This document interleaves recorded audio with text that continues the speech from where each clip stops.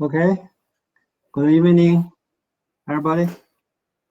I'm Shimon from China. For me now, the time is almost 10:30. Welcome everybody from all over the world. We have different time at your locator.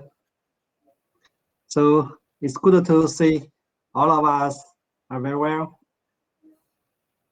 And thanks Peter for their well organization for the cadastral workshop. And this session will focus on the 3D land administration control developments. And there will be 5 presentations in this session. And the first one is Behnam from Australia. So then you can introduce yourself and talk about your background. Your time, please. Yeah, sure. Thank you, Professor Shen. So I'll just share my screen. All right. Can you see my screen?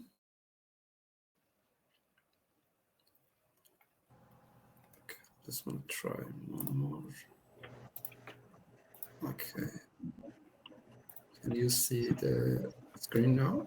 It's coming now. Yes. Super. Yeah, okay. Okay. Yeah, all good. Okay, hello everyone. My name is Behnam Atazadeh, and I'm a research fellow in the Center for Spatial Data Infrastructures and Land Administration at the University of Melbourne. And today the topic of my presentation is Australian and New Zealand jurisdictions and similarities and differences between these jurisdictions. This project is part of an Australian Research Council linkage project, and I would like to acknowledge the support of project partners, including Intergovernmental Committee on Surveying and Mapping, Victorian State Government, and City of Melbourne. So, before starting into my study, I just want to raise this question that why we need to do the digital cadastre. Perhaps for your country, you have like different cases that why 3D digital cadastre is important. But, you know, this is like because the current cadastral system use 2D fragmented and silo-based approaches, and these approaches basically do not provide a reliable, unambiguous and coordinate representation of the legal and physical aspects of the built environment. For example, here in Australia, in Sydney, in a railway project, one study has indicated that because the project used unreliable and inaccurate 2D plans, the project had like several delays, but if we had like an accurate and comprehensive 3D digital model of underground properties for this project, then project could have been completed at least 1.5 years sooner with less cost and much lower level of risk. That's why we need to move towards 3D digital cadastre here in Australia and New Zealand. So the aim of this study is like developing a framework to understand what are the differences and similarities between different jurisdictions in Australia and New Zealand, because Australia includes like 6 states and 2 territories, and jurisdictions has their own practices when it comes to managing the land and property data. For Victoria, in our studies, in previous studies, we actually studied the 3D cadastre practices, and basically this work is aiming to expand that study for all other jurisdictions in Australia and New Zealand. And the main thing that I'm presenting is like mainly to the technical aspects of 3D cadastre here in Australia and New Zealand. So I'm not like talking about and the legal aspects very much in this study. So the most deliverables that we considered in this study is like first, we want to develop a taxonomy of legal boundaries and legal interests defined within each jurisdictions. And based on that, we want to propose a nationwide framework to elements of 3D cadastre. And this framework would provide a foundation for supporting 3D digital cadastre at the national level. So our approach is like we first started with identifying some comparison criteria, and then based on that criteria, we developed a questionnaire and sent these questionnaires to experts within each jurisdictions and get their input. We also, at the same time, analyzed the legislations, practice directives, and also some sample 3D plans, plans for 3D cadastre in each jurisdictions. And we integrated this information in the next step here to come up with some similarities and differences between these jurisdictions. And as part of that, we proposed a framework, which I'll present here at the end of this presentation. So in terms of the comparison criteria, we considered 4 main criteria when it comes to the 3D cadastre aspects. One is different types of primary parcels. Basically, the primary parcels define the base cadastre fabric in jurisdiction. Second criteria was like what type of secondary interest and what is their shape in that particular jurisdiction. Secondary interests are like kind of conditions or like benefits or burdens that are applied to the primary parcels. And the third one is that what are the relationships, spatial relationships that can be observed between primary and secondary parcels. And final criteria was regarding different types of boundaries within each. So I'll present the outcome of the survey and our study for each criteria in the next slides.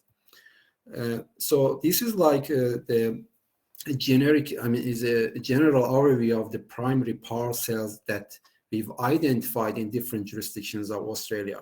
If you can see here, like the diversity, there's a wide range of different primary parcel in each jurisdictions, and each jurisdiction use their own terminology to actually, consider different types of private ownership, communal ownership, and also the public ownership. For example, here in Western Australia, for private ownership, we've got using the like lot on strata plan as a type of ownership. But like in Northern Territory, the concept is used for private ownership is unit. And it's very diverse, but and in terms of the terminology, they are different, but definitely there are similarities in terms of the concept that each primary parcel is considered in each jurisdiction. This figure also shows the different types of secondary interests that we've identified in different jurisdictions. Like when we actually investigated this, we saw that like easement is like a common primary secondary interest that is considered in all jurisdictions. But there are like other secondary interests, like each jurisdiction are considering. For example, here in New South Wales, we have stratum statement, while in Victoria we've got like depth limitation. So they are like different in terms of the use and also in terms of like the terms that are being considered for the secondary interest. In terms of the spatial relationships, we actually try to understand how these primary and secondary parcels are related, and in fact each jurisdictions use their unique approach to identify this spatial relationship. For example, some jurisdictions like New Zealand are like using mathematical and spatial relationship to identify the relationship between the primary and secondary parcel. But other jurisdictions like New South Wales, if you look at it, they use like some kind of notations and some kinds of comments on the plans to identify these relationships. This is basically through some textual descriptions in the strata plans. And also one thing that we considered is like we actually identified is that typically the secondary interests are applied over a part of a primary parcel or entire part of that primary parcel. And based on that, different types of topological relationships may be identified for each jurisdictions between primary and the secondary parcel. In terms of the legal boundaries, this is also very important because the legal boundaries define the spatial extent of the ownership interest. And when we look at these diverse types of legal interests that we've got for each jurisdictions, mainly it comes back all of them on the category of the general and fixed boundary approach in cadastre. So like when we're looking at, like, for example, I just want to give you an example from Queensland here, that some boundaries are like surveyed and they are defined by bearing and distance, but other type of boundaries are defined based on the artificial and and natural features. And this is like, the form of these type of boundaries are also appear in the other types of jurisdictions, but with different name and with different types of categories. So in terms of the similarities that we can mention here is like that legal boundaries are typically delineated by either referencing physical elements or fixed survey measurements. This is one common aspect between these jurisdictions. The other thing is the concept of common property and easement, that they have like similar purpose in all the studied jurisdictions. Well, common property is a very complex concept here in Australia. It's actually, defining the joint and owned ownership spaces, and sometimes the physical elements in some jurisdictions are part of the common property, and that makes it a very complex ownership structure here in Australia, and it's quite challenging to map it when it comes to mapping common properties in a 3D digital environment. In addition to the similarities, we also identify as I mentioned, the difference is like that it's like the different types of semantics and terminologies that are used for defining the primary land parcel and secondary parcels. And like, for example, like similar ownership concepts are named differently in each jurisdictions, like the lot as a primary parcel, which defines the private ownership space in Victoria, is the same as unit parcel in Northern Territory. Another difference that we find, because all the jurisdictions are using 2D approach to the representations to show the 3D cadastral data, they use their own approach, and they use different projections of 3D reality. For example, in Victoria, floor plans and cross-section diagrams are only used to depict 3D ownership spaces, while in Queensland, isometric views are also used and are popular in defining 3D ownership rights. But another also difference that we identified is in terms of the legal aspect, that all jurisdictions, when we looked at it, they have specific legislations when it comes for 3D cadastre and when it comes to strata developments. But Victoria is the only jurisdiction that has a unified legislation under the Subdivision Act for dealing with any type of land and property ownership. So based on these similarities and differences, we propose the framework. Like this framework has 4 tiers: definition tier, core abstract tier, interoperability tier, and jurisdiction. The definition tier, we need to consider the topology, geometry, and also agree semantics and definition. The core abstract tier is referring to the very generic and very abstract concepts like primary parcel, secondary interest, physical element, survey element, legal boundary. And the interoperability tier is referring to those shared elements in terms of the parcels and boundaries between jurisdictions, like lot, easement, common property, or like even physical elements that are used to define the boundaries, as well as the survey elements and also different types of physical and measured boundary. But when it comes to the differences, we need to understand that how we can extend this interoperability layer into a jurisdictional and each level, and each jurisdiction needs to define their own types of parcels and boundaries, as well as survey and physical elements. So this is my final slide. So the final key message here is developing a data model is very important, data framework for realization of 3D digital cadastral systems. I'm sure that you watched the keynote presentation about the 3D cadastral and survey exchange data model here in Australia. This is under development. It could be an LADM country profile. And data model is, as I said, is very important because it defines the basis for the life cycle of 3D digital cadastral data, from the data capturing, data validation, visualization, storage, core, and analysis. Here in Australia, for the e-plan model that we work in Victoria, all of these services, like especially validation, visualization, storage, core, and analysis, they rely on the e-plan data model. I believe that similarly for the 3D CSDM or any data model that is being proposed for each jurisdiction will play an important role.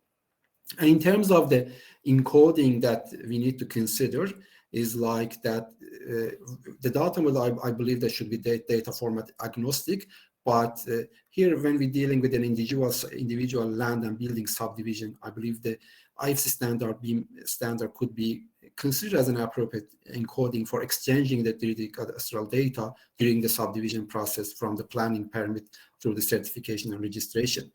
But when we're dealing a 3D digital cadastral database for the entire jurisdiction and 3D property map base, technical encodings of the data model based on the CityGML, InfraGML, and geospatial standards would provide a suitable approach for storing 3D cadastral and survey information. So this is like briefly my presentation. Yeah, if there's any question, I would be happy to answer.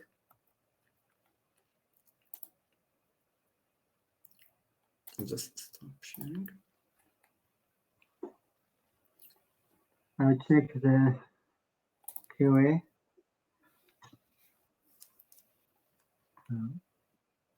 There's no question there. Yeah. But I would like to ask a very interesting topic. It's about the basic concept about the term, how to define term to bridge the gap in different country and their own system. I just wonder who your questionnaire put, or who will answer the questionnaire? What's their rule, their profile? Yeah, these were actually mainly from the surveyor generals and also the land registries in each jurisdiction, the experts that do the land registration activities in each jurisdiction. So those people that are like working, for example, here in Victoria, it was like from Land Use Victoria, and like in Queensland from like their department for the land registry. So they are mainly had the background in land surveying and land registration. Okay, some of them come from the New Zealand. Yeah, from New Zealand also they have actually, answered our questionnaire as well. Okay. Another question is, I know you have discussed the difference and the similarity between them, especially about the primary and the secondary parcels. But I'm still wondering how to keep the term consistent, or how to align them. Did you use the ontological technology to resolve this problem or question? Yeah, I believe the ontologies are very important here for the semantic harmonization. And like, for example, as I said, that we have the concept of lot, and we have like the definition for that, and it could be the same definition for the unit, like in other jurisdiction. So we need to have like some kind of semantic harmonization between the jurisdiction to actually say that to identify that we don't actually have like any gaps and overlap between these definitions. So saying that, okay, this is the definition and this could apply to lot or unit. Yeah, but if we want to analyze them from the ontological aspect, we also should think about the legal semantics. Yeah. What's the difference and the similarity? Yeah. Well, nice topic. Thank you, Behnam. Yeah, no worries. Thank you. And the second presentation will be Jaroslaw. Here you are. Okay, welcome. Your time. Please introduce yourself and give. Good morning, good afternoon, good evening to everybody. 1 minute, please. I'm going to just put my volume down. Please share your screen. Yes, just I'm doing it. Yes. Can you see me now? Can you see the screen or? No, now, No? yeah. No, it was seconds. Is it okay now? No, No. No, so I try it again. if it doesn't work, I reset of everything. One moment. And if it doesn't work, I do the full reset.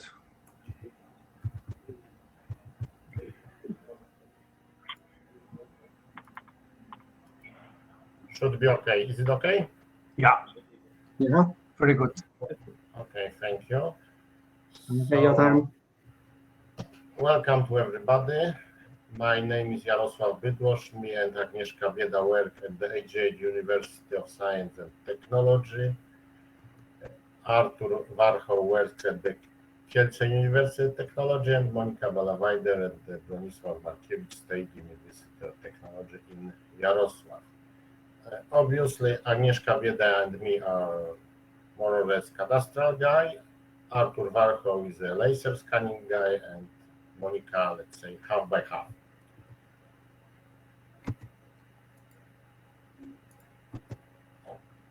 And few little short introduction about land registration systems in Poland. And generally, it's recorded in two independent systems, which are the Land and Building Cadastre and Land and Mortgage Register. And the first is defined by the law on geodesy and cartography and regulation concerning land and building cadastre. And land and building cadastre objects are first land parcels, then two buildings, and three separate premises or apartments. The information collected in the land and building cadastre primarily concerns the location in the orthogonal coordinate system, but the database also contains a number of attributes describing the physical and legal status of the cadastral objects. The most numerous objects of the land and building cadastre are cadastral parcels. And generally, the only reference or the only significant reference to the 3D-dimensional space in the cadastral system can be considered descriptive information on the number of underground or above-ground floors. And land and mortgage register operates on the basis of Act on Land Register and Mortgage, and its objects are real estate. You can also call them properties. And real estate can consist of land parcels, building, or separate premises, apartments. And buildings and premises may be separate properties or may be part of another object. The building may make the same real estate as land parcel, and the premises may be part of the building. And let's now just introduce the research in the paper developing a UML model for the 3D cadastre in Poland, written by Agnieszka Bieda and me. The existing Polish UML model, cadastral model, official cadastral model, was extended with the outcome of the UML model for 3D cadastre. And actually, this model is strictly theoretical, so the authors decided to make a trial of its practical verification. And to achieve it, some situation diagrams, UML modeling, as well as laser scanning surveys were applied. And now let's look at the study.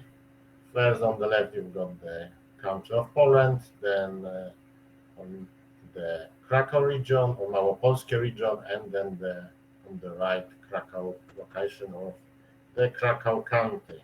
Krakow County is not the city of Krakow itself, because it's kind of county that surrounds more or less Krakow. Then, if we have at the lab, we've got the photo from GeoPortal with the object of research.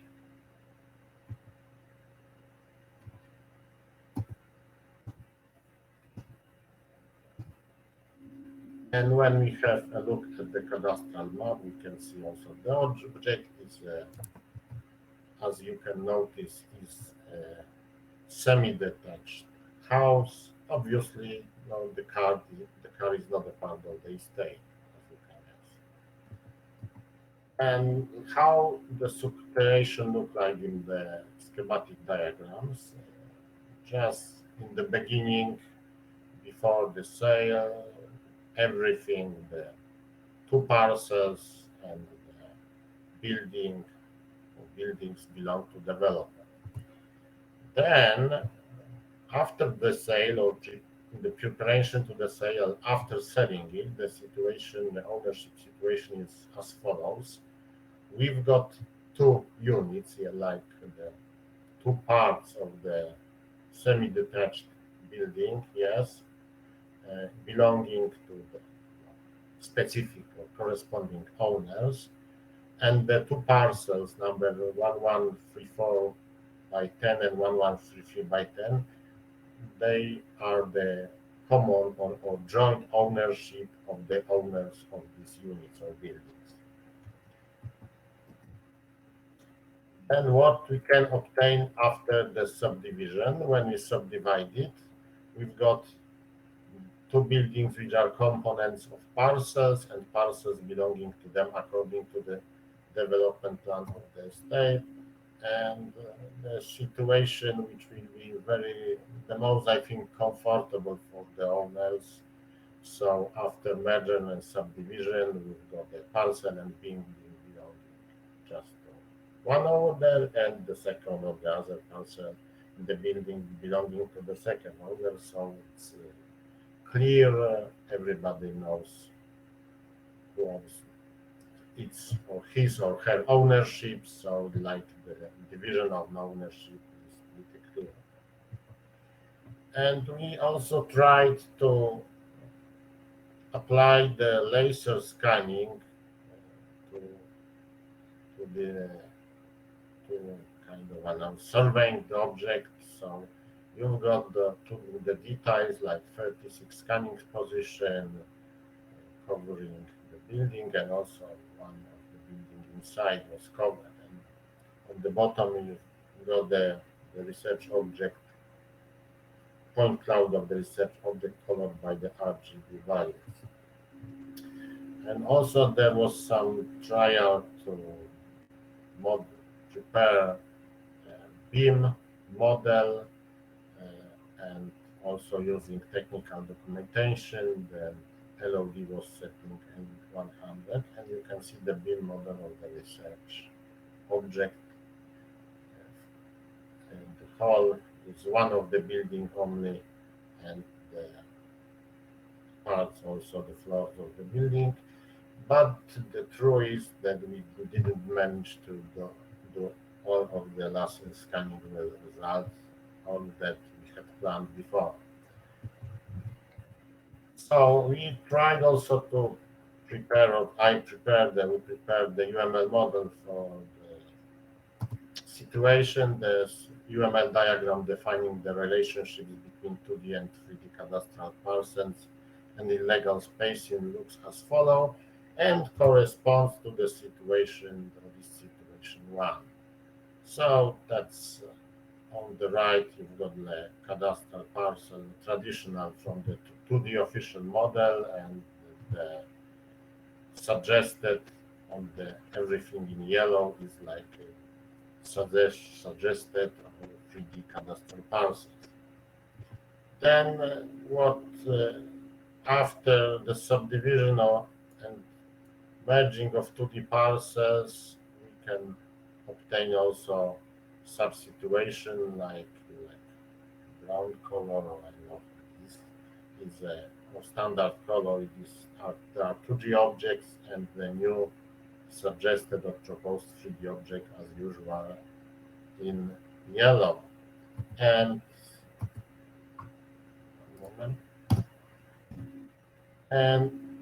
the final situation looks like here, that we know two separate entities like cadastral parcel, the cadastral parcel as corresponding 3D cadastral parcel or 3D building legal space, the same, very similar for practically the same for both buildings. and this situation corresponds to this UML model corresponds to the situation number 4. And what's the discussion? Though some problems independent from applied surveying method, but resulting from the analyzed case appear. So actually, we wanted to focus on research on the application of cadastral scanning, but first problem appeared resulting from the complicated case we have found.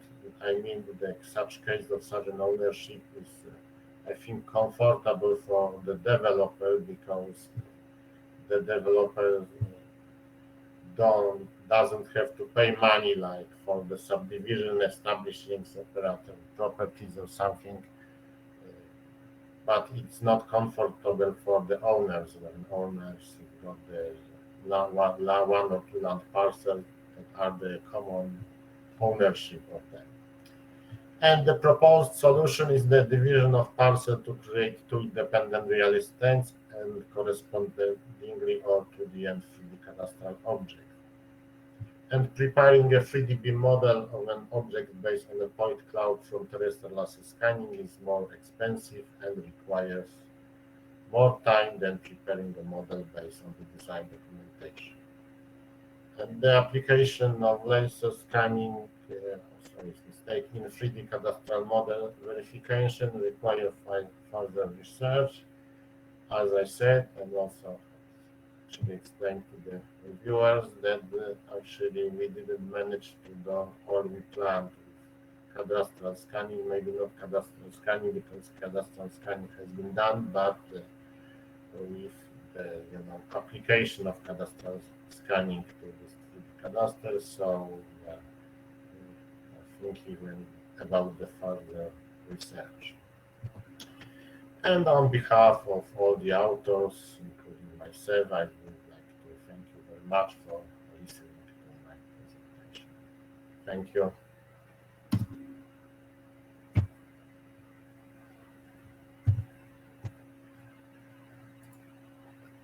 Let me check the testing. I got no testing from. Yeah, Sheng, I'm just checking. There are some questions in the Q&A. Yeah.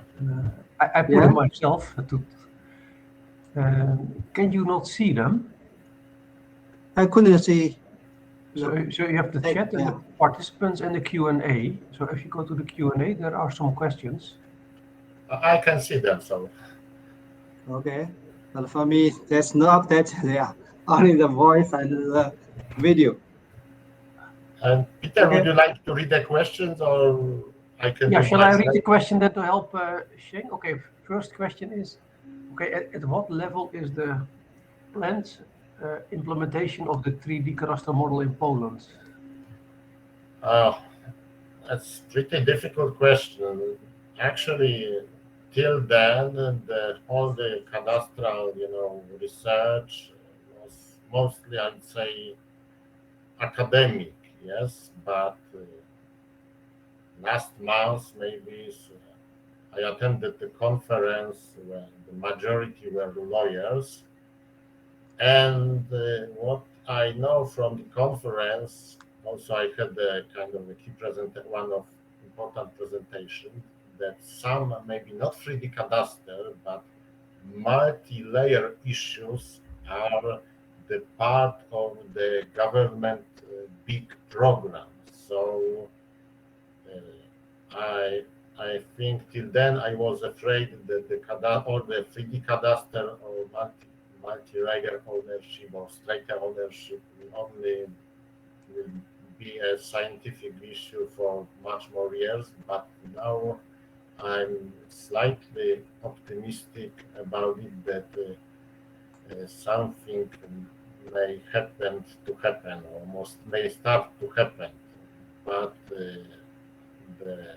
I think that is good news, not necessarily good news if the majority and the most influential group there on the conference were lawyers, not than engineers. So, but as I don't know how it goes in many countries, but the positive thing also is that a lot of lawyers start to understand special things, but generally lawyers are also quite often decision makers. So I would say it's slightly optimistic.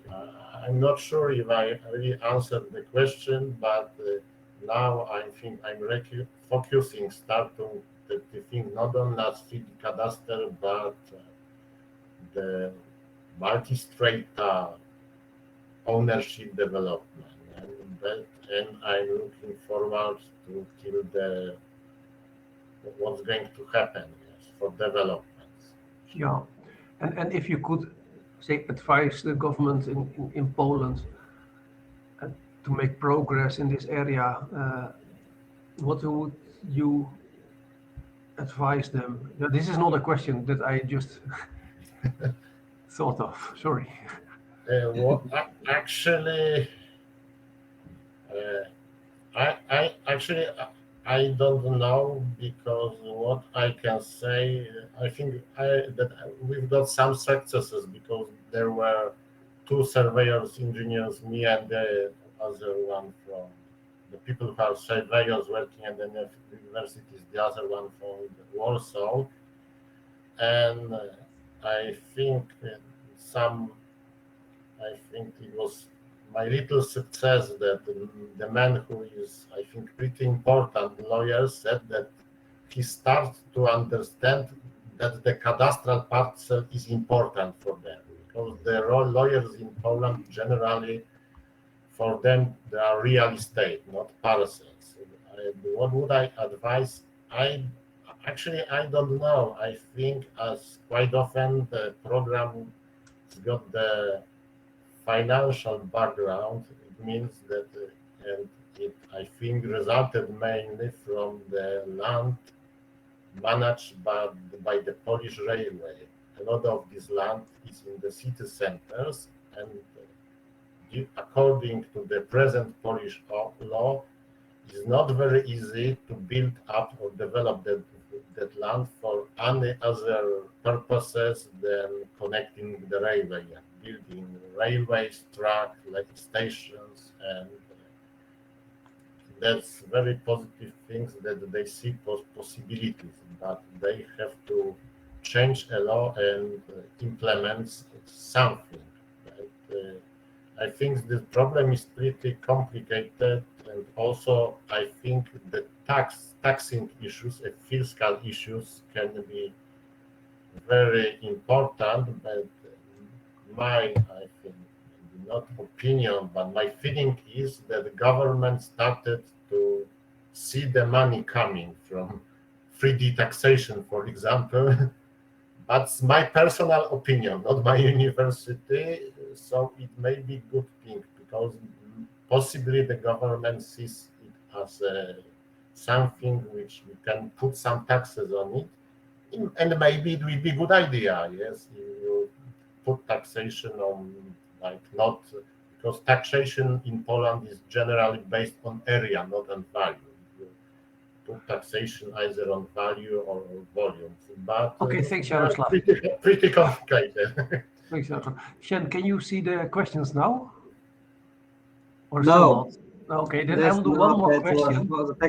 Okay, please. And the most voted is now the question: which kind of design document will be used to create a BIM model, DWG, and who is responsible to create and who's responsible to check this document?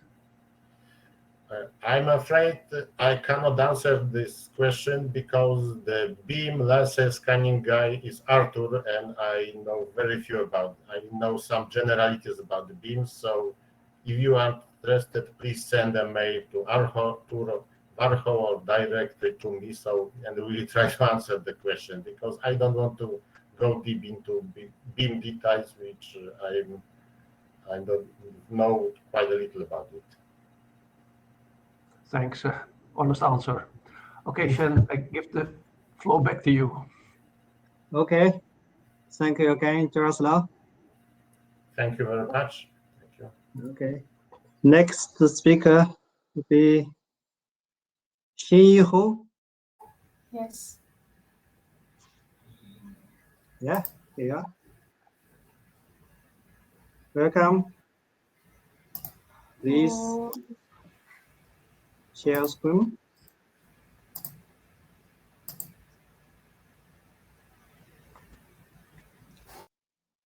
Well done. Your time, please. okay.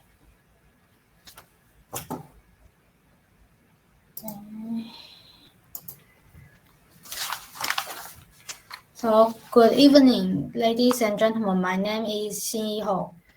I am very honored to give this speech at the Digital Cadastre conference. Today, I will share the topic of temporal perspective towards the design of cadastral database in Taiwan. And this is my content. In the first part is the introduction and temporal issues in land management.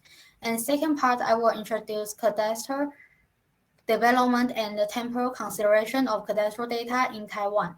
The third part will be the standardized temporal schema design and the test analysis. And the final part is conclusion. Okay, the first part, introduction and the temporal issues in land management.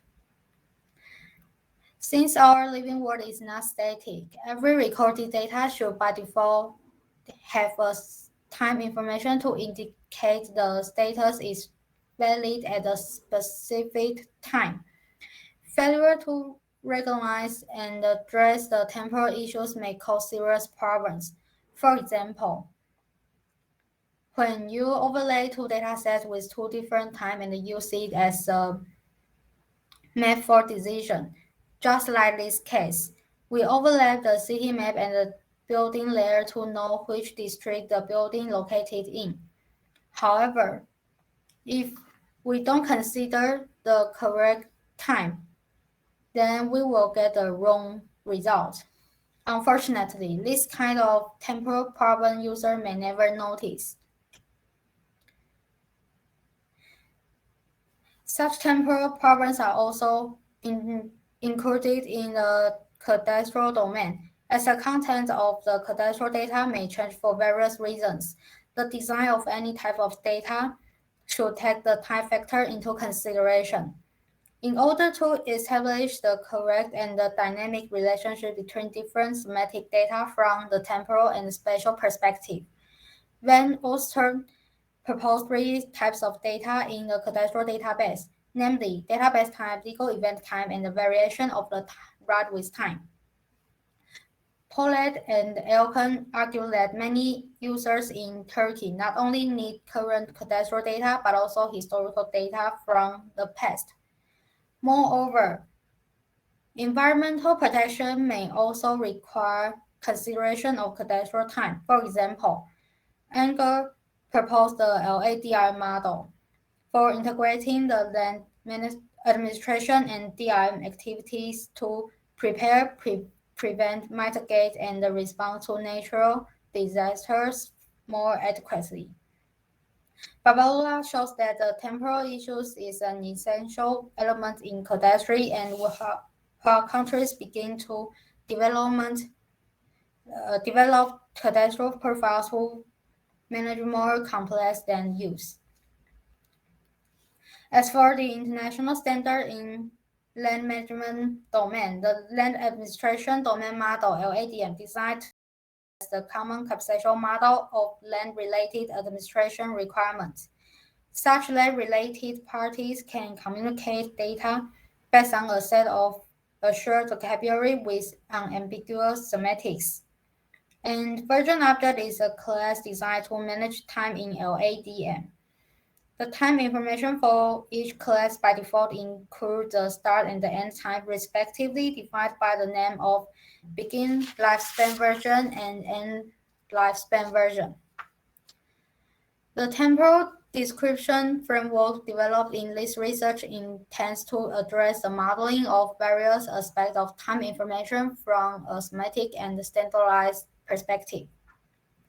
So in the second part, I will introduce the cadastre development and the temporal consideration of cadastral data in Taiwan. The current land registration system in Taiwan adopts the characteristics of both the German right registration system and the torrent registration system. The Taiwan cadastral system has the following characteristics, integrating the previous two systems. First, the land is compulsory registration, but the building is not. Second, we adopt substantive examination and we have the title certificate. Finally, in our law, we can get damage compensation when our rights are treated unfairly. In Taiwan, cadastral data is maintained by the government, therefore it must include a description of the start time. From the point of view of valid status, the time record of cadastral data includes three types of choices. The first choice is a time step. The state of the event is only guaranteed at the moment. For example, the land subdivision. And the second and the third choices are the time period. The second is we record both begin and end time. This usually used for modeling historical data, which continue for a period of time. For example, the validation of ownership or other rights. The final one is it should be record both begin time and the end time. But the phenomenon is not changed for a long time. The end time will not record usually. For example, the lifespan of a person, especially in the cadastral database, land must belong to a person still alive, so it won't record the end time of a person. A pilot study for introducing LADM to model the Taiwan cadastral data was conducted in 2016 by choosing the building registration as a target. Compared to LADM, we add some temporal related attributes such as the birthday, construction finish date, and the date of reason for registration.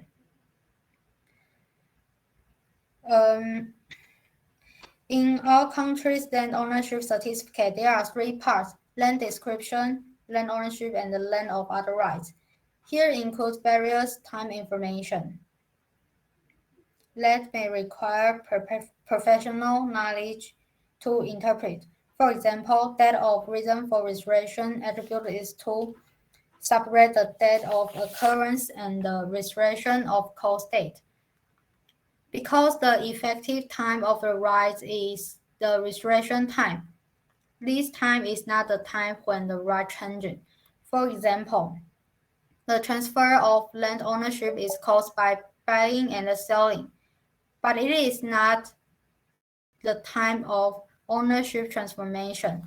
So the transcript will record the date of registration and the date of the cause.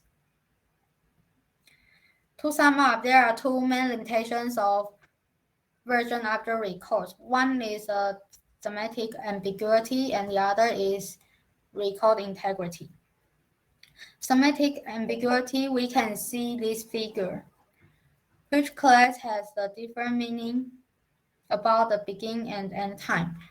However, version after use a unified word to record start and the end time. For example, natural person is the birth and the death time, and the land ownership is the registration and the cancellation time. Different names have different meanings, but users don't know. Next is the record integrity. If the time period event is not over, then we can distinguish the characteristics of these three types of data because all of them only record the begin time. We can't make sure for will it have an end time and will its status change. Can we use the information it recorded to interpret the current state? These problems can be improved by the standardized semantic vocabularies. So the next part I will standardize temporal schema design and the text analysis. Considering the time characteristic of Taiwan cadastral data, semantic and ADM limitation, this research proposed the following standardized time attributes, mainly divided into 3 parts. The first part is time identification. This part is used for identification code to link the status of the previous and subsequent versions. When the certain conditions are met, the previous or subsequent version identification code must be recorded. And the second part is time description. This part mainly records the information referred to version object and defines some additional attributes such as frequency and the update situation. The last one is the time scope part. This part mainly describes the appreciable scope of time, including reference system, resolution, primitive, semantic, and quality. Let's see how 3 kinds of cadastral data in Taiwan to record use the standardized temporal attributes we propose. First of all, the event of behavior just happened for a moment. The primitive is time step and only record the beginning time. Second, the event remains for a long time. The primitive is period and record both begin and end time.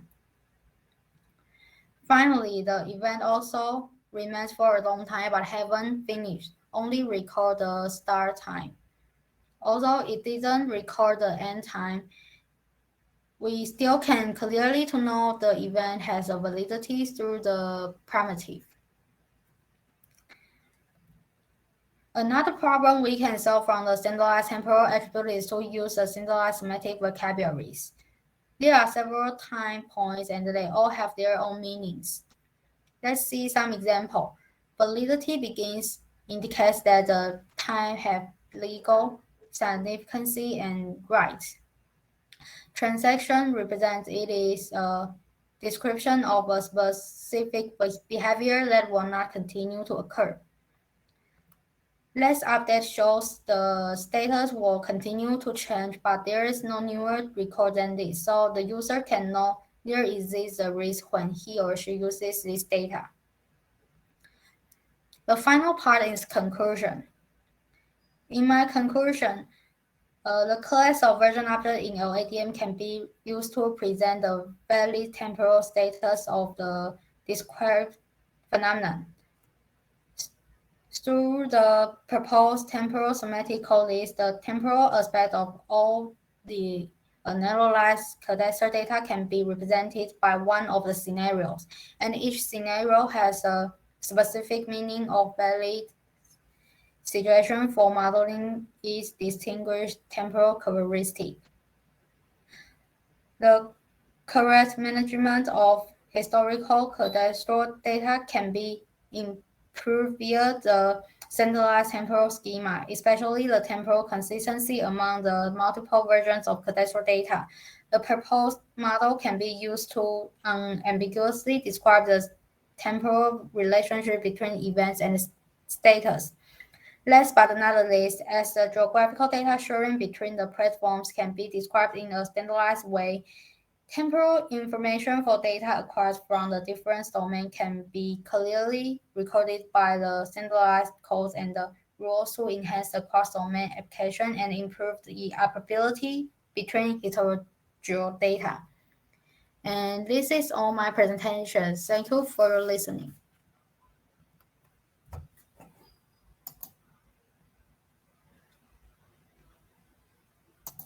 Peter, would you help me to check the question there?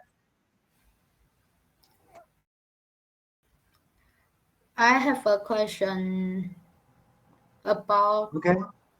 If you can look at the question and answer list, you can choose several. Shall I read the question? It was also my question. For me, there is no update about the question and the audience. I only can get the voice and the video.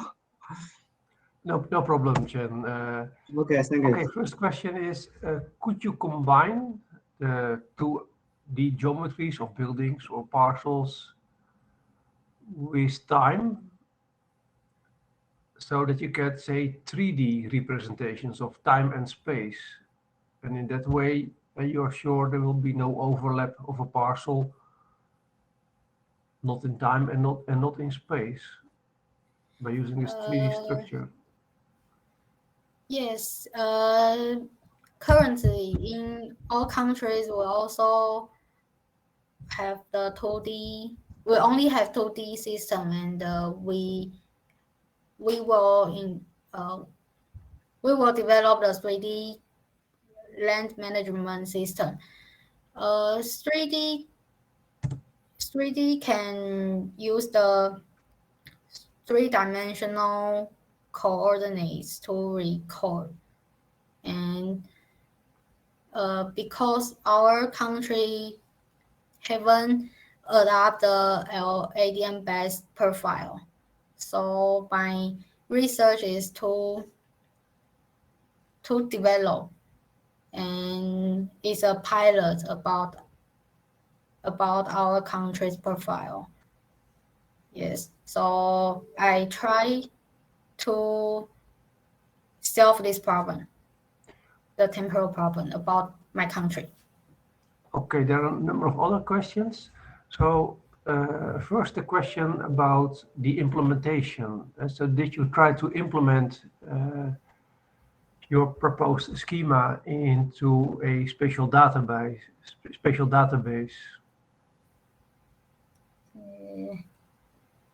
And what types did you use for representing the time? Yes.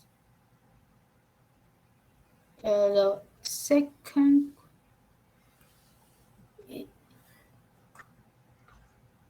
So you showed the conceptual model, but did you also implement it, or did you do a test? Just test. Haven't implementation. Did you have a database for the test to store the information? I never understand what you asked about. Okay, then I will try the other question. Maybe that's more clear. So LADM is an ISO standard, and in the future there will be a new edition. And in this new edition, the versioned object is changing. It has now one set of times, that is system time or database time, at the beginning and the end, you could say. And that is generic for every object. But in the new edition of LADM, it's proposed that there are two sets of time, let's say the system time and the real world time. And that's also generic for all objects. They could use it. Would that be useful for your system in Taiwan? Use the system. So you used LADM for the temporal aspect and the versioned object a little bit. And now this will change. It will be extended with additional time information. Yes, we add additional temporal information in Taiwan because our cadastral database, cadastral law.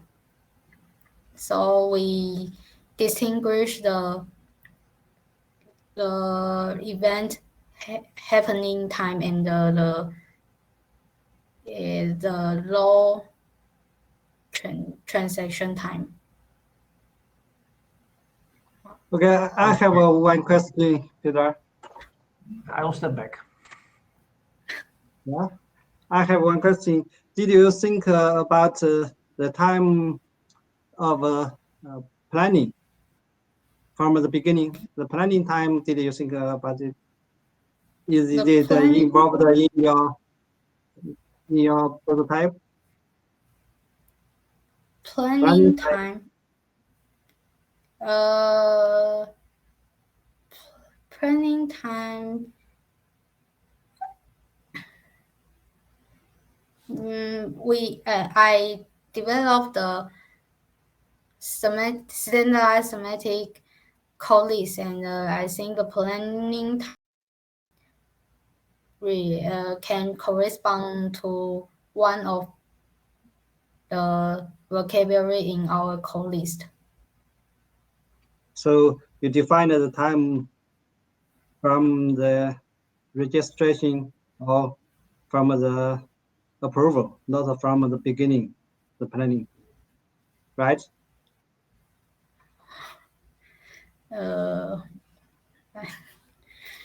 So sorry. Okay, anyway, thank you. It's very important to describe the temporal dimension about the 3D cadastre. Thank you again, Hong. And next speaker will be Ksenia from Israel.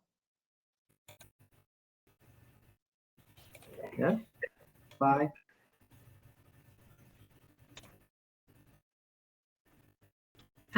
Okay. Yes. Okay. What time?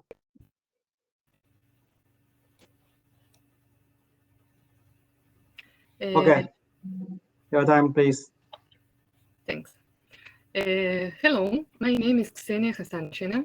I'm the head of section 3D Cadastre at the Survey of Israel, a government agency responsible for the cadastral system in Israel. Today, I will introduce you to the implementation process of 3D Cadastre in Israel. Israel is a small country with dense population, so the topic of the three-dimensional cadastre and the management of land resources and the inefficient manner is important and even critical to the development of the country. The main obstacle was the legislation. According to the Israeli land law, the ownership of a 2D parcel extends from the deepest point below a 2D parcel and all the space above it. This creates an infinite column of ownership. In addition, the law prohibits the transfer of rights just in some areas of ownership. That means the cadastre in Israel is two-dimensional and does not give an option to maintain a three-dimensional registration without a change in the law. In December 2018, an amendment to the law was approved, which adds three-dimensional registration by a new concept, three-dimensional parcel.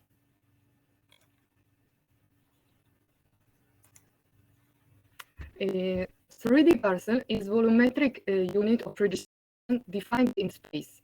Deduction is a volumetric body of the infinite ownership of a 2D parcel, which is transferred to a 3D parcel and forms part of principles of the 3D cadastre in Israel. Creating a 3D parcel does not limit or change in area of ownership a 2D parcel.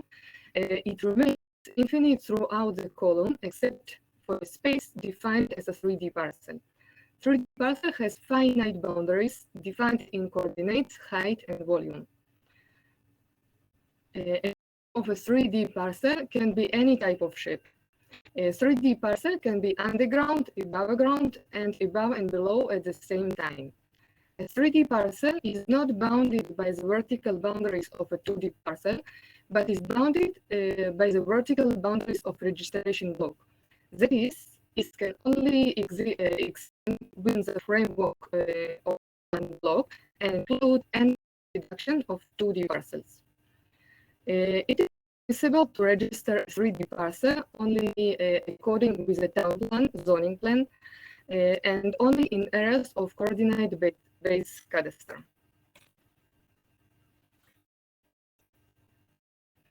In order to promote the implementation of 3D cadastre and satisfy the needs of the state already today, the process of implementing a 3D cadastre is divided into 3 stages. First stage, to allow a 3D registration with existing tools today, without expensive development. Second stage, a stage of technological development and transition to a 3D database that will meet all the needs of a 3D cadastre and with forward thinking for a multi-dimensional cadastre. Stage in unification of systems from government offices responsible for the entire registration chain from planning to registration to a 3D uniform system that will form the basis for a system of a smart state and smart government. Currently, Israel has completed stage 1 and is at the beginning of stage 2. Later in presentation, I will address what is done in the first stage. The main players in the process of implementation of 3D cadastre in Israel are the planning administration, a government body responsible for the planning system in Israel and responsible for the doing process. Survey of Israel is responsible for the cadastre from the spatial perspective, and Ministry of Justice responsible for registration. For the implementation of 3D cadastre, the planning administration was prepared 3 types of town plans that will eventually lead to the creation of 3D parcel. The planning administration will find a format and new town plans, rules creating a 3D lot. A survey of Israel amended the professional measurement regulations, which define the manner of conducting measurements, cadastre, and more. The regulations gave new definitions, defined practical accuracy to cadastre boundaries, and gave emphasis to the preparation, edition, and review of 3D mutation plan.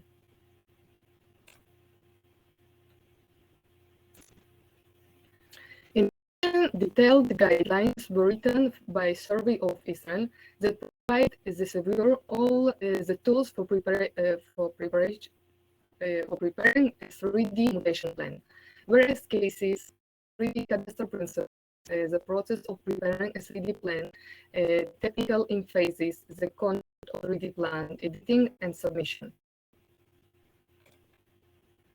The National Mapping Specification is a document that describes the requirements specification for submitting maps for the purposes of measurement in planning, licensing, execution, and registration. It describes the structure of all maps submitted in stage 1 of the cadastre implementation. The document includes a structural description of the CAD file of the 3D plan, describing all the required layers, blocks, and its properties. A 3D parcel was presented in a 3D plan as a volumetric body against the of the boundaries of a 2D cadastre. In the plan, you can see corners of parcels and deductions, their numbers, dimensions, and 3D model of the ground of surface.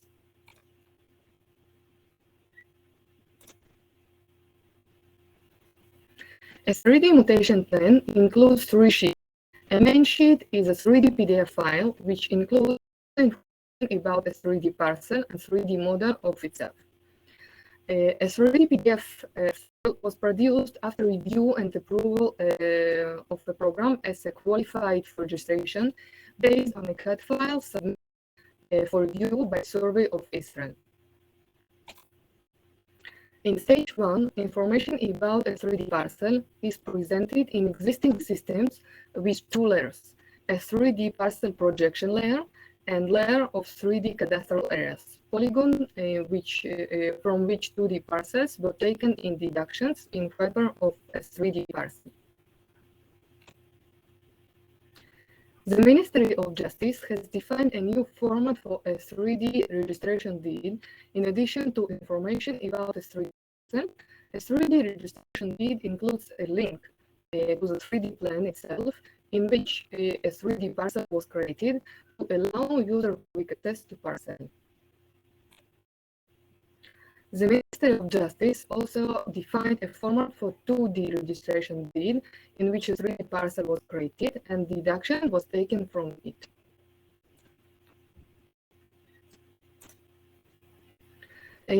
Several projects have been carried out experiments with 3D registration process by Survey of Israel in cooperation with Planning Administration and the Ministry of Justice.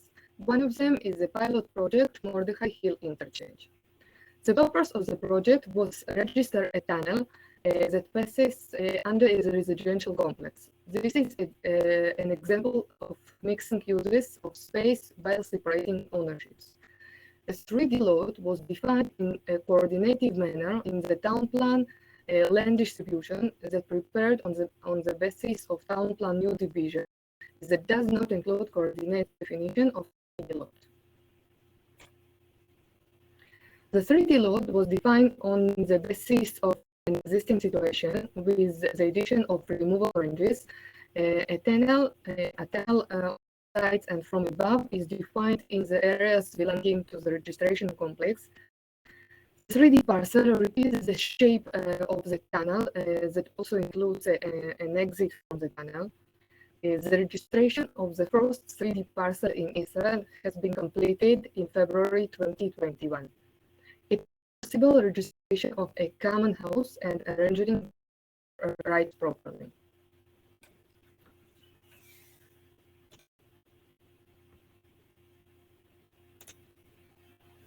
Here you can see a 3D PDF file of the project, which includes a 3D model of 3D parcel and surface, which can be rotated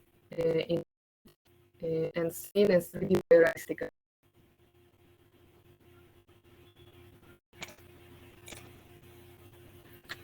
Currently, there are a number of projects at various stages of 3D audit, such as an underground urban road within Sarona market that combines commerce and housing, the Carmel tunnels that pass almost half of Haifa city, and more. Also, there are many other projects in various stages of planning, expropriation, preparation of 3D mutation plan. Some of them are infrastructure projects at the national level, such as a metro project, a system of subway tunnels that connects Tel Aviv with nearby cities, roofing main roads that pass through cities like Tel Aviv and Jerusalem. As of today, it can be concluded that Israel has built a process of 3D cadastre, implemented it, and registered the first parcel in the country. And now we are in the development of database and addition tools that will enable an automated, efficient, and fast process. Thank you.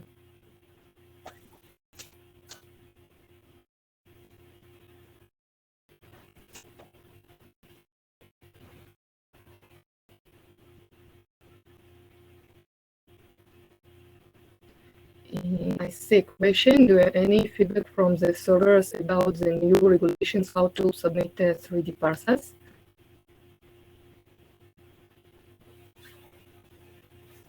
Okay.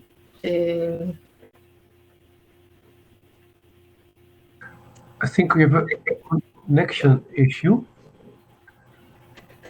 Ksenia? Just a second. I will formulate the answer.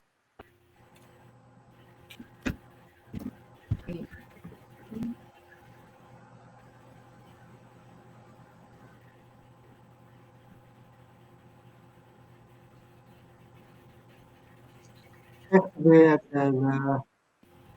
PowerPoint or your current screen, then to the next button. Yeah, I think that's a good idea.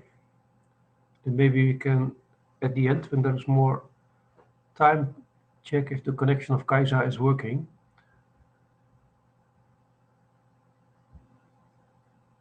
Because there are some good questions.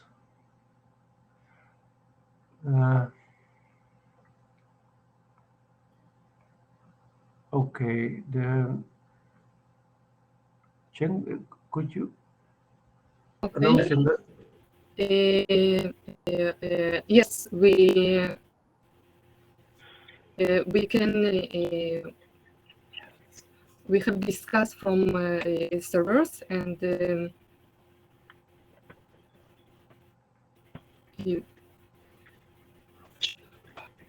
We have a professional body.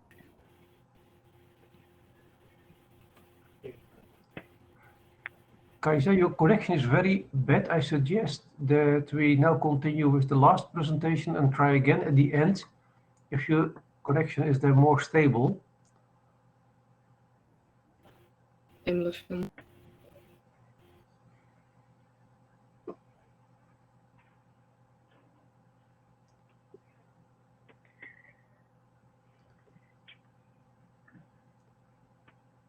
Okay, Trias, you are also here for the last presentation.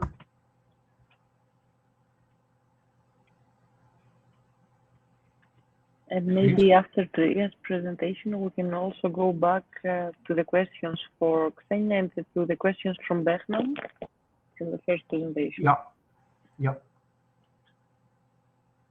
Trias, can you come to the stage?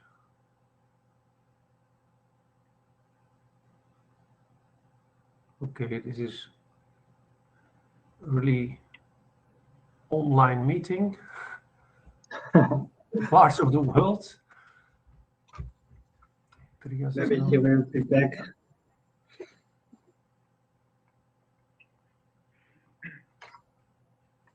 He was on the list of speakers. I don't think we have the video from Trias, right, Evgenia? Only the slides. Check. I think we have only the slides. But if Behnam is here, we can continue with Behnam because the schedule is tight. Yeah. See, I'm checking now. No, we don't have the video. Okay, then we do Behnam's questions, which were missed at the beginning, and we wait until Trias is back, or Kaisa's connection is good again. Okay. So Behnam, could you get to the stage? And sorry, Shen, for the chaos of the online event. Yeah, we can understand. For me, it's the chaos. That's very difficult, yeah. But is Behnam here? I don't see his name now in the list of presenters anymore. Trias writes that he cannot present the slides. But Trias, if you're here, can you, please come to the stage. Just open the camera and the microphone. Then we could run the slides of Trias. Yeah. I will have to find them. But,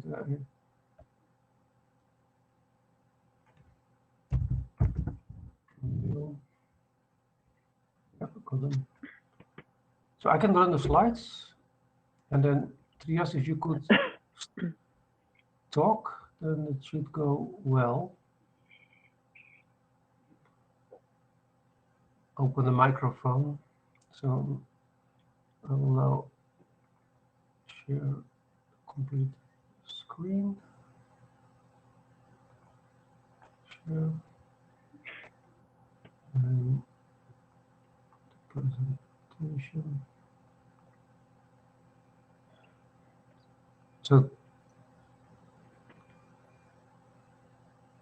Trias, are you there? Can you get to the microphone?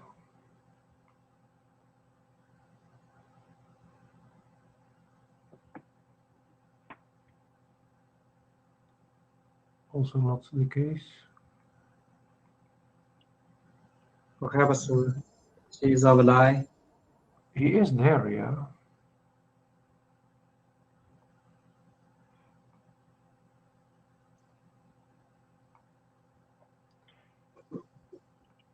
So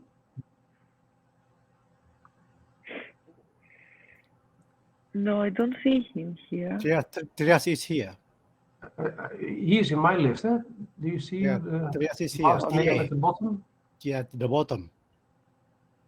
Yeah.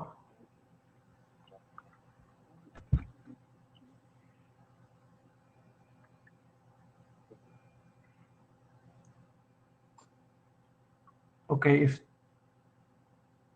we cannot get the voice from Trias,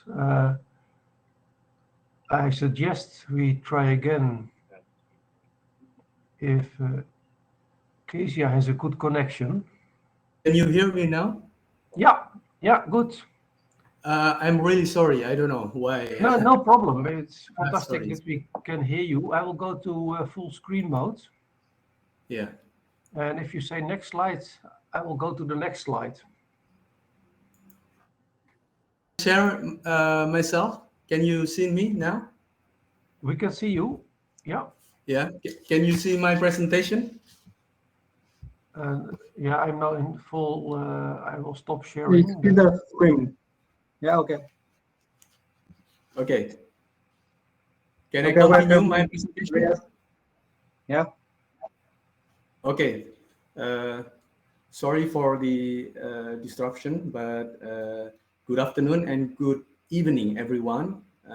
My presentation will be about the lessons that we learned from implementing a pilot project on first registration on 3D cadastral objects in Jakarta. I will discuss the stage of 3D modeling, field validation, and visualization of 3D parcels for Indonesia case. A collaborative work between our university, Universitas Gadjah Mada, UGM, and Ministry of Agrarian Affairs and Spatial Planning, National Land Agency with NRT Jakarta. So my talk will present the new legal framework of 3D cadastre in Indonesia, the technical framework of first registration of 2D and 3D parcels, the results of a pilot study, technical issues and guideline developments, and finally, the concluding remarks. So here is the new legal framework development in Indonesia. First, we had the Strata Title Law that was unleashed in 1985 and then revised in 2011.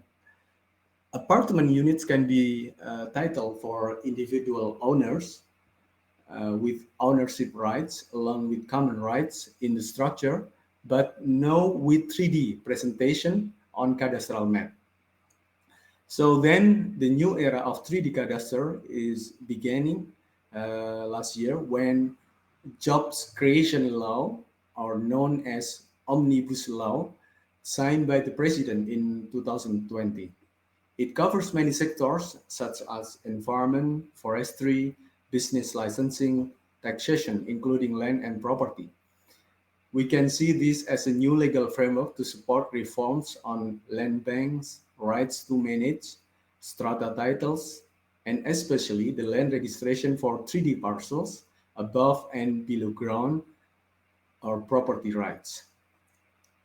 So next, after this omnibus law, we also have government regulation number 18/2020 on rights to manage, land rights, strata title, and land registration. This is actually regulating what are 3D cadastral objects, what are types of rights, including their required permits and approval, parties, and administrative arrangements. So what should be stated in land administration. This is Article 74 to 83. So as you see here, in the right side of this slide, the space above and below Earth surface can be registered with rights to manage, rights to build, or known as HGB, and rights to use, or known as HP. So this is beyond just a strata title registration, and this is truly 3D. But the question or the challenge that we have for first registration of 2D parcels, this has been obvious. The country has complemented nearly 70% of existing land parcels out of 126 million land parcels. And the steps are essentially include boundary marking, contradictory delimitation, boundary survey and mapping, plotting using CAD for geo KKP. This is a customized CAD application for land offices, for parcel validation and spatial cleaning, and linking to legal and administrative data before publishing map and register to the public. For 2D land registration, the survey and processing jobs are mainly with CAD and GIS, while the end product are stored as cadastral database of geometries and attributes, but it is linked very well to rights documentation. So we can see this is compliant to Indonesian LADM profile. So the next question is, for the first registration of 3D parcels, then we made a pilot study together with the Ministry of Agrarian Affairs and Spatial Planning. The pilot tries to follow the similar flow of that 2D parcels handling. So CAD or IFC format data was used in reconstructing 3D objects and presenting the spatial data into 3D city model format. So this is for 2D parcel, and for 3D parcel, this is what we like to present. So the study areas are in two newly built MRT terminals in Jakarta city. The left one, as you see here, the left one here is situated in Hotel Indonesia roundabout terminal. This is below the land earth surface, and the right is the Block M terminal. Here, the scenario is that our university serve as a surveyor and the ministry as survey or mapping registration regulator agency, while the MRT as the applicant. So let us take a look closer to one of the two sites, which is the Hotel Indonesia site. The terminals situated 17 meters below the ground. The street and ground surface above the terminal, above the terminal units can be entitled for rights to use for tenants under the rights to manage, or HPL, entitled to the province government, Special Capital Region, Province of Jakarta. So the pilot is aimed to define an ideal pipeline how procedures for 3D cadastral initial registration should be done. And this should be implemented later by the ministry and land officers following the newly law and regulation for 3D cadastre published. So the question is, first, number one here, how as-built drawing or ABD files, why? Because this is the current required files to submit for building permit issuance by municipality and the Ministry of Public Works, can be integrated with existing land parcel map from the land office. And secondly, how 3D modeling from ABD files can be made for supporting validation and registration of legal spaces. Thirdly, field validation activities, how this should be conducted to provide survey documents for 3D registration. And fourthly, physical and legal spaces should be presented. For data modeling, the stages were first the compilation of the digital version of as-built drawing, plans, and cross-sections in CAD format. Well, this is very popular for developers, and this is actually de facto format submitted to government for permits issuance. And secondly, the reconstruction of geometry of walls, floor, and ceiling using floor plans and cross sections we use Autodesk Revit. And thirdly, 3D models created as IFC 2x3 format using IF-Beam. 3D models created were then integrated with a land parcel map in 2D and seen as 3D parcels working map to be used for field validation. As you see here, this is the capture, the whole section for block M, and this is the part of it, and this is for Hotel Indonesia, the left hand side. Okay, so I continue with 3D field validation. 3D field validation were done first. We prepare the working map, 3D working map, and secondly, points and boundaries checking to selected sampling rooms done, and thirdly, assessments of difference between the models and survey computation results generated, and fourthly, survey documentation for first registration purpose were also made or created.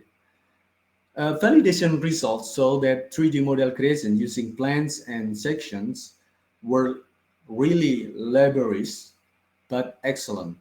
Some new changes were not updated in the submitted ABD or as-built drawing, and it was found that the distortion of areas and volumes in 83 units was no more than 2% from the field check. So I think it's very good. For clarity, we compare the models created from ABD plans and sections with models created from field check and survey. So this is our proposal. So the pilot also proposed the official 3D plan for 3D registration of individual units to be generated automatically from field survey based on the working map and then validated on the field. But this automation still work in progress. We haven't, let's say, find the solution or the compromise form. And then for 3D visualization, once validation is completed, the corrections on 3D model, if found in the field there were some distortion change, we can make the corrections, and after that data conversion is done. The conversion from IFC 2x3, the most common format used at that moment by developers, into CTGML 2.0 is completed. For creating legal space, 3D boundaries validated in the field are used as the reference to define the 3D legal space or 3D boundaries, and registration links using IF-Beam via IFC spaces.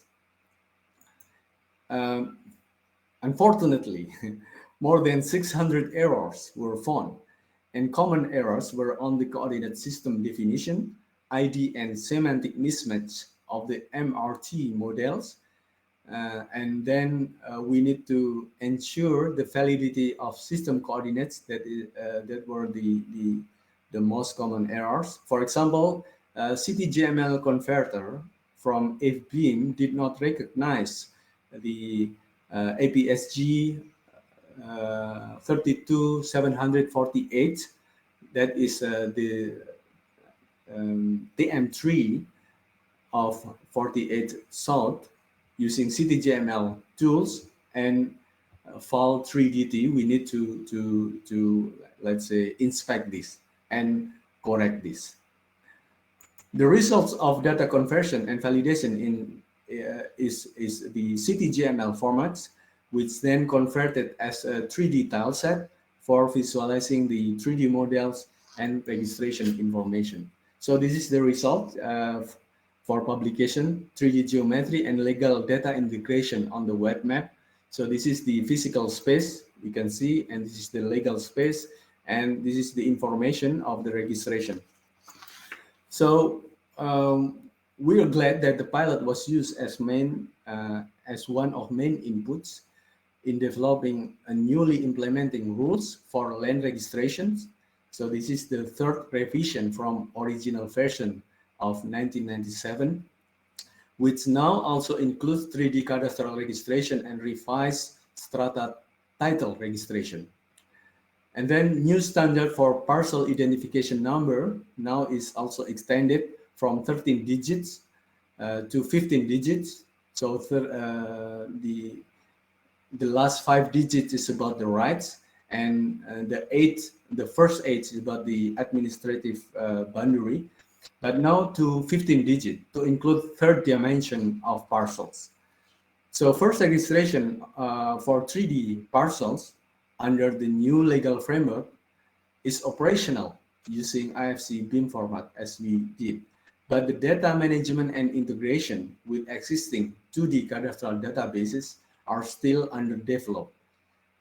With 3 different scenarios. First is full integration of 2D and 3D tiles, which are very complicated at the moment, or separated 2D and 3D database with 3D visualization streaming using 3D tiles from IFC BIM format, or thirdly, separated 2D and 3D database with 3D visualization streaming using 3D tiles from city models, as the pilot project did. As concluding remarks, we like to mention that legal and institutional framework for 3D parcel registration are ready, and technical framework and workflow for first 3D registration has been tested, but compliance to other 2 Rs, which are 3D restriction and 3D responsibilities, that are actually existing, but they are now just on paperwork, not has been tested as 3D representation. And this is something that we like to do in the near future. And thirdly, the comparison of data sharing and visualization performance between 3D tiles from IFC format versus 3D tiles from CityGML needs to be explored in the future research. That's all, and thank you for listening.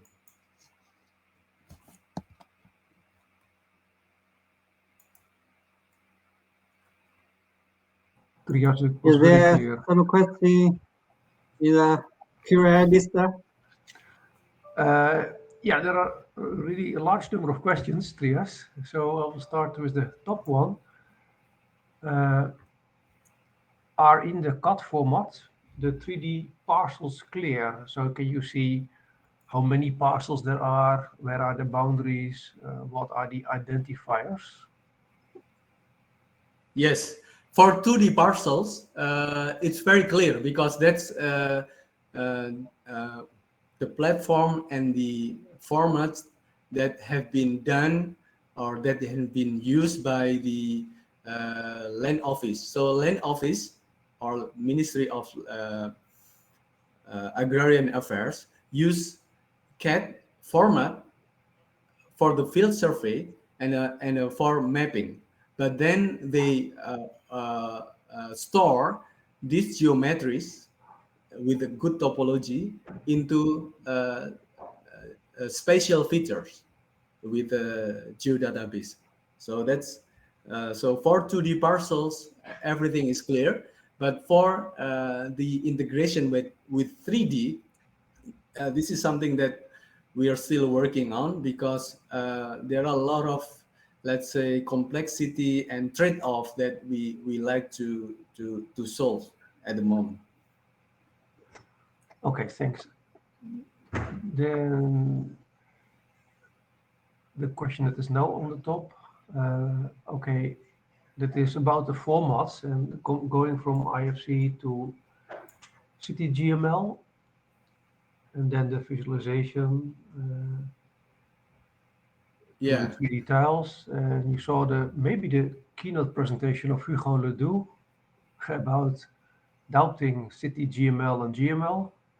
Could you respond to that question? That's correct. That's correct. But actually, yeah, this is something that we still exploring, and we realize that converting to CTGML is not only laborious but error prone.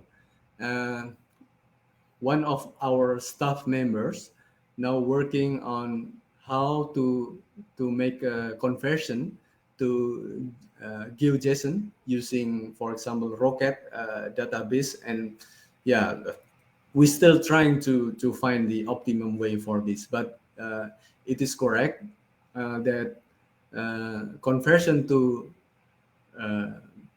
CTGML for making 3D tiles are cumbersome. So this is something that we like to improve.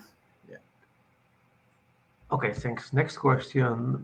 Do you think that the land administration sector, so including the surveyors in the country, is ready for implementing the new legal framework? So it sounds very ambitious. Is it all feasible? Yes, that's an interesting question.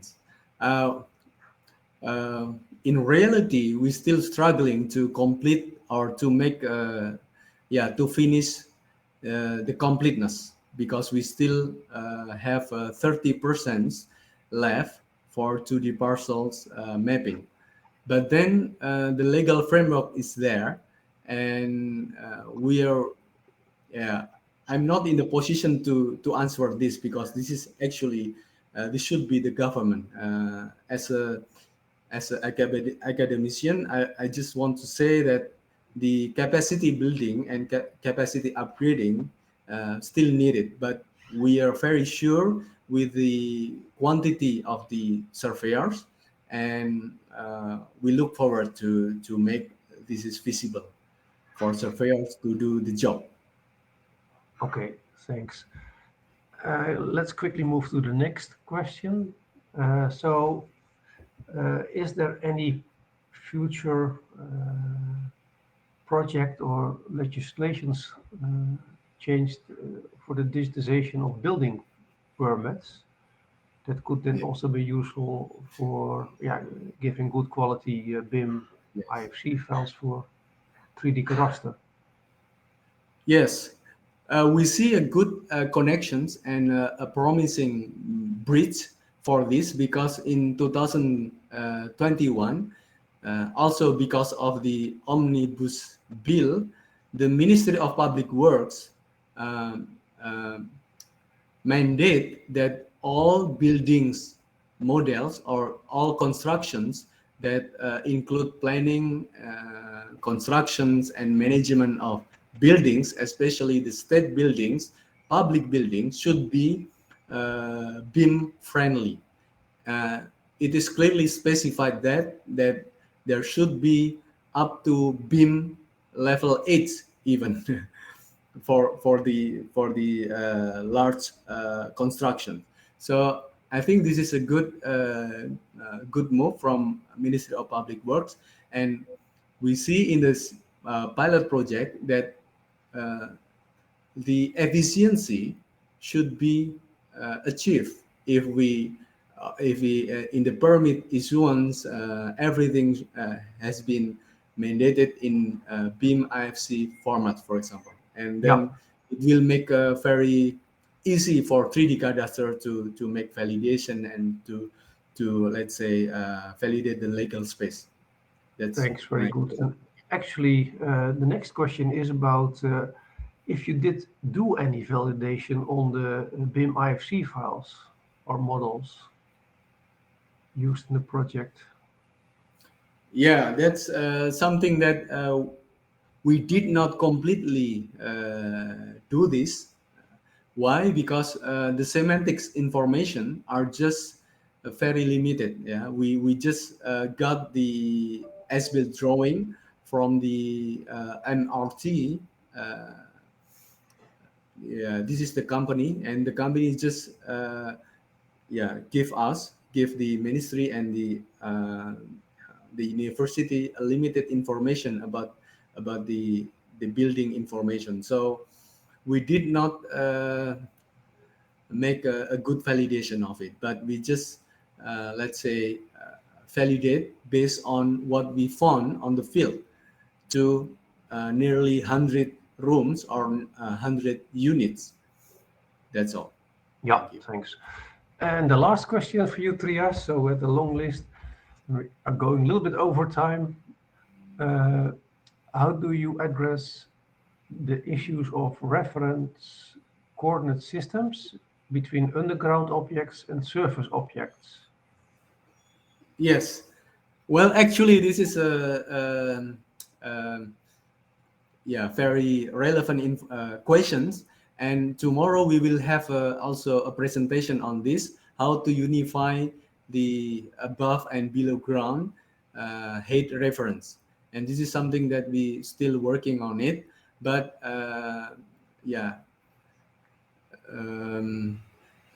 it tends that the government wants to use what has been set as the reference, which is the we call it the national geoid reference, and we also have a national coarse reference. So how geoid and ellipsoid reference are, let's say, integrated as a reference for 3D cadastre is something that we're still working on it. Thank you. Okay, thank you very much, Trias. That was the last question. And Shen, Yeah. I propose we go back to Behnam because he did not have the opportunity to answer his questions. So Behnam, Okay. if you're here, and can you come to the stage? Yeah, good. Yeah. Good. Hello, Peter. I've got the questions. I can repeat them for the audience, and then I can answer the questions. So, the first question was, what about using GeoJSON as an alternative of CTGML, as indicated at the keynote of Hugo Ledoux? Yeah, I think the GeoJSON can be considered here, for as an encoding, but we should consider that does it, because these geospatial standards mainly consider the physical data. So we need to consider if there is an extension mechanism to extend to include the legal and cadastral data inside the GeoJSON.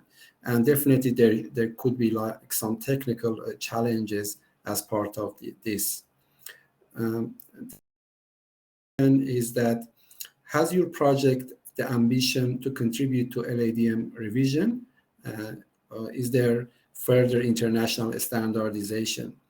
I believe the project could contribute to LADM revision in terms of, because in Australia we've got specific relationships between legal objects and physical objects. This would be considered LADM revision as well, to see that how this kind of relationship, like for example, how the physical element can be defined as a boundary, or if a physical element can be defined as a part of a legal ownership. And the other thing is, like, in terms of the technical encodings, that this is also important, that how does the BEAM encoding or CTGML encoding or even GeoJSON encoding can be considered for LADM. Question is that, how does your project relate to the Australian New Zealand 3D Cadastral Survey Data Model and Exchange project, keynote by Anselm Hanen? Basically, our project started previous to this project, but I believe there are like similarities between this project. Our project is very much on the research side and to understand the differences between the jurisdictions and their similarities. But I'm also contributing to this new project from the Victorian government for the Australian New Zealand 3D Cadastral Survey Data Model, and we have like some weekly workshops with the vendor that are actually working on this project. And there are like some relationships. I'm hoping to use my research input in these workshops that we've got the project vendor. The final question is that the situation of the cadastre in Australia seems to be similar than the situation in the Europe. I do not see a chance for homogenization in the Europe. Any chance for Australia to harmonize their rules? I think in Australia, the cadastre is basically a duty of the state governments and territory governments. They have their own, legislation and their own their own activities for cadastral systems. But they actually, coordinate their activities under the one federal entity, that's Intergovernmental Committee on Surveying and Mapping. And basically this ICSM or Intergovernmental Committee on Surveying and Mapping develops frameworks at the national level. And then based on these national frameworks, the state governments specifically implement these frameworks at the state level. So for example, we have like E-Plan for the 2D digital cadastre. So we have the national E-Plan model that has been developed by ICSM, but state governments like Victoria and New South Wales, they have specifically implemented this model for their own jurisdiction based on their own requirement. So I think that's the final question. Yeah, this is it. Thank you. Fantastic, Behnam. Very efficient. Also by yourself. Well done, so fast. And I don't think Ksenia is back. No. No. So that means that we are at the end of the session, Sheng. And yeah, up to you to conclude this bit chaotic session. Okay, thanks. In this session, 3D land administration country development, 5 speakers give their opinion about the development and the program in different countries: Australia, Poland, Israel, and Indonesia, Taiwan. I'm glad to see so many countries have make many progress and promotions in these 3D cadastral fields.